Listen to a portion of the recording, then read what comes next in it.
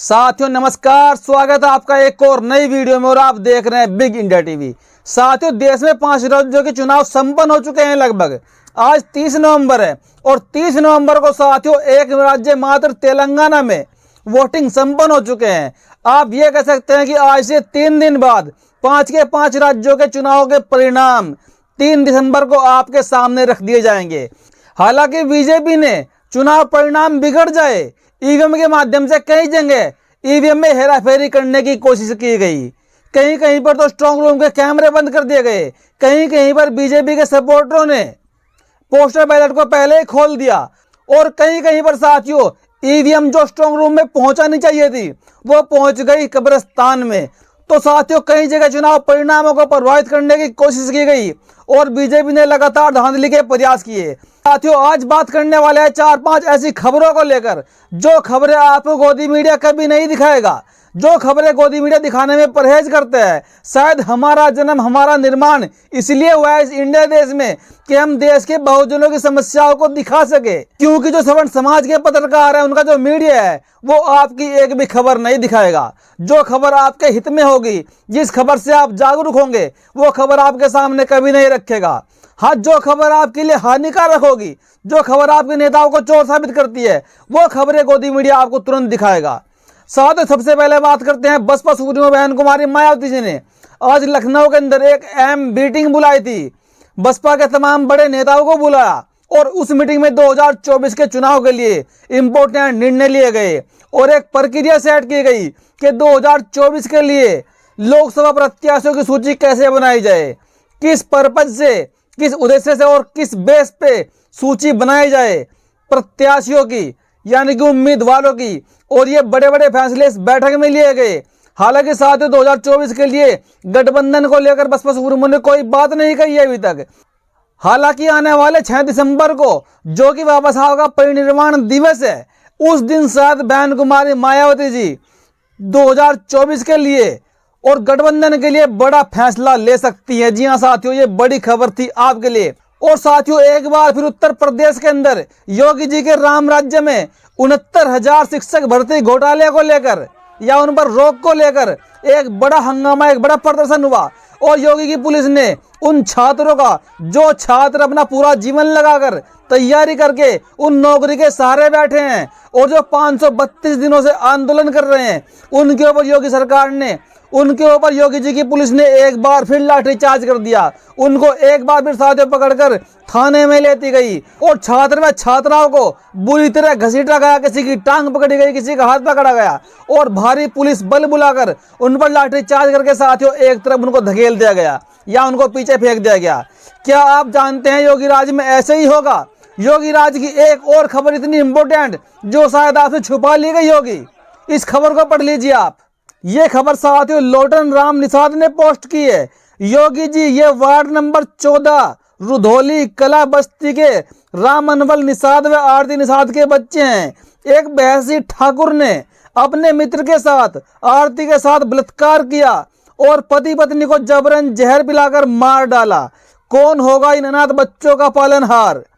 साथियों आप पोस्ट में देख सकते हैं 2-3 मासूम बच्चे अपने पिता और अपनी माता की डेड बॉडी के पास कैसे बैठे हुए हैं और उनकी आंखों में जो आंसू हैं ये साफ साफ दर्शा रहे हैं कि उत्तर प्रदेश की योगी जी की सरकार में ठाकुरों ने अपने मित्रों के साथ आरती निषाद के साथ पहले बलात्कार किया और साथियों उसके बाद आरती निषाद व उसके पति को जहर पिलाकर मार दिया गया।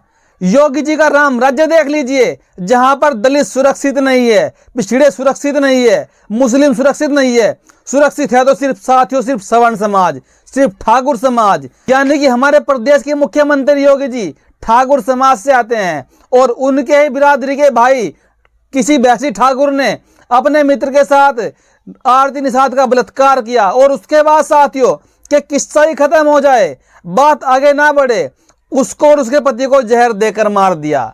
लेकिन साथियों सवाल बनता है, जो पिछड़े समाज के ऐसे दरिंदे नेता, जो ऐसे पार्टियों का सहयोग करते हैं, जो इनका सपोर्ट करते हैं, आप समझ सकते हैं हमारे प्रदेश में एक ऐसी ही पार्टी है जो निषाद समाज से आती है, निषाद समाज पार्टी, जिसकी साथियों कमांड संजय निषाद के हाथ में है और जो योगी जी के पास में बैठते हैं, जिन्होंने योगी जी को समर्थन दिया है उत्तर प्रदेश के अंदर, और उन्हीं के समाज के साथ योगी जी के समाज के लोग बलात्कार कर रहे हैं, जहर पिलाकर मार रहे हैं। क्या संजय निषाद को शर्म नहीं आती होगी? क्या वो शर्म करेंगे इस पर? क्या वो आवाज उठाएंगे? क्या वो योगी जी को कह के उसको फांसी लगवाएंगे? जिस वैसी ठाकुर ने आरती के साथ बलात्कार किया, क्या उसके लिए आवाज उठेगी? ओम प्रकाश राजभर जो दल बदलू नेता कहलाते हैं, पिछड़ों के अपने आप को मसीहा कहते हैं कि हम पिछड़ों के अधिकार के लड़ते हैं, आज पिछड़ी जाति की एक लेडीज का बलात्कार कर दिया गया, उसकी मृत्यु कर दी गई, उसके पति को मार दिया गया, उसके बच्चे अनाथ हो गए, उनका पालनहार कौन होगा इस राम राज्य में? ऐसा राम राज्य चाहते हैं आप?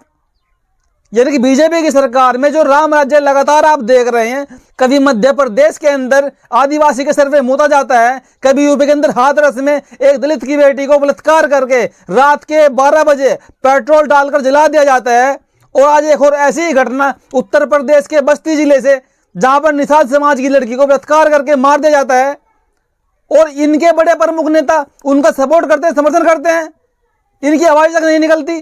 तो साथियों, क्या आप ऐसा ही राम राज्य चाहते हैं? साथियों, आपको जागना होगा। अगर आप नहीं जागे तो आपकी बहन बेटियों के साथ ऐसे ही अत्याचार होते रहेंगे, आपके हक लुटते रहेंगे, आपको ऐसे ही मारा जाएगा। साथियों, देश के अंदर ऐसी मॉब लिंचिंग की खबरें, ऐसे अत्याचार की खबरें लगातार आती है, हम तो आपको उनका 1% भी नहीं दिखा पाते, और कुछ खबरें ऐसी होती हैं जो मीडिया में आती ही नहीं, जिनको दबा दिया जाता है। अगर आप आंकड़े उठाकर देखोगे, गूगल पर जाओगे, तो आप साथियों आश्चर्यचकित हो जाओगे कि इतना अत्याचार दलित समाज के ऊपर, पिछड़े समाज के ऊपर बीजेपी की सरकार में बढ़ा है। आपकी आंखों में साथियों खून के आंसू आएंगे। तो साथियों, क्या आप ऐसी पार्टी को आगे वोट देना चाहोगे? ये आपको सोचना होगा। या फिर जो पार्टी आपके हित में काम करती है, आपके लिए संविधान को लागू करना चाहती है, आप उसको वोट दोगे। और साथियों, एक और खबर दिखाता हूं आपको, जहां पर ओबीसी महासभा ने देश के तमाम SC ST OBC को नीच का दर्जा दिया है। आप जानते हैं, ब्राह्मणवादी व्यवस्था के अनुसार, मनुस्मृति के अनुसार SC ST OBC वैसे भी नीच है, सब लोग जानते हैं। इनको शूद्रों की कैटेगरी में रखा गया है, यानी कि शूद्र यानी कि नीच, आपको नीचा बनाया गया है। तो इसी बात को दोहराते हुए ओबीसी महासभा ने एक पोस्ट किया है कि SC ST OBC के जो लोग हैं वो नीच है। नीच कैसे हैं? इस खबर को पढ़िए आप। कितने नीच लोग होते हैं। OBC SC ST एकता चिल्लाते हैं, दलाली उनकी करने जाते हैं, और मंच OBC SC ST वर्ग का लेते हैं। इतना याद रखना, तुमको तुम्हारे समाज के लोग भी साथ नहीं देंगे। इसमें नीच इतने होते हैं। वोटिंग तो देखो, घासीराम पटेल को एक भी ठाकुर ब्राह्मण ने वोट नहीं किया, और ठाकुर ब्राह्मण प्रत्याशी को देखो OBC SC ST के दलालों ने बढ़ चढ़ कर वोट किया। इन दलालों को यह जातिवाद पता नहीं है, क्यों नहीं दिखाई देता? ठाकुर ब्राह्मण अपना जातीय धर्म पूर्णता निभा रहा है, लेकिन OBC SC ST वर्ग नीच दलाल अपनी मां बहन की इज्जत को बेचकर इज्जत की दलाली करने चले जाते हैं। यानी कि साथियों, इस पोस्ट में बहुत कुछ छिपा हुआ है। जो SC ST OBC समाज के लोग हैं, इन पर ही अत्याचार होता है, और फिर यही लोग ब्राह्मण बनिया ठाकुर को वोट देने चले जाते हैं। जो ब्राह्मण बनिया ठाकुर इनकी बहन बेटियों की इज्जत उतार तार करता है, उन्हीं को ये लोग वोट देते हैं। और अभी MP में चुनाव हुआ, उस बेस के ऊपर ये पोस्ट आई है। वहां पर एक प्रत्याशी थे बसपा के घासीराम पटेल, जो पिछड़े समाज से आते हैं। इन्होंने साफ साफ कहा पोस्ट में कि घासीराम पटेल को एक भी ब्राह्मण बनिया ठाकुर ने वोट नहीं किया, और हमारे लोगों ने, SC ST OBC के लोगों ने भर भर के वोट दिया। उनको दलाल की संज्ञा दी गई, नीच की संज्ञा दी गई। हमारे लोग जागरूक कब होंगे? उनके लोग जागरूक 100% है। वो लोग अपने धर्म को पूर्णतः निभा रहे हैं, अपने लोगों को वोट देते हैं, और आप पर अत्याचार करते हैं। लेकिन आप ऐसे कब बनोगे जो अपने धर्म को पहचानोगे, अपने अधिकारों को पहचानोगे, अपने नेताओं को आप कब पहचानोगे? कौन सा नेता आपका है? कौन सा नेता आपके भले की बात करता है? और कौन नेता आपकी बहन बेटियों की इज्जत लूटता है और फिर उनको जहर देकर मार देता है? ये आपको सोचना होगा। साथियों, आपका इस पर क्या कहना है? अपनी प्रतिक्रिया कमेंट बॉक्स में जरूर दीजिएगा। वीडियो देखने के लिए धन्यवाद। वीडियो को लाइक करें, शेयर करें, चैनल को सब्सक्राइब करें। धन्यवाद।